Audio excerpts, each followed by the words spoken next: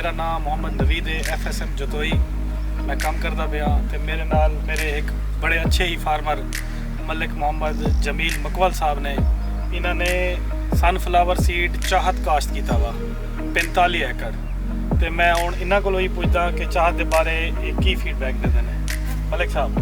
Sir असां 45 एकड़ चाहत लाया है। ठीक है सही। 45 एकड़ दे विच 45 पौधा भी कोई बीज करें माशाअल्लाह। और अल्हम्दुलिल्लाह अज वाली घड़ी तक असां बिल्कुल 100% जना मुतमईन चाहत ठीक है।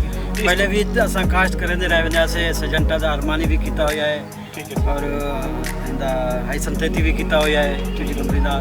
ठीक है ते इन्हें भी हुकुम भी साको ये बहुत अच्छा लगता है माशाअल्लाह। तो सही को बेहतर पाते हुण टाइम तक बहुत अज वाली घड़ी तक अज वाले टाइम तक बहुत अच्छा बेहतर पाता है माशाअल्लाह। थैंक यू मलिक साहब, बहुत शुक्रिया।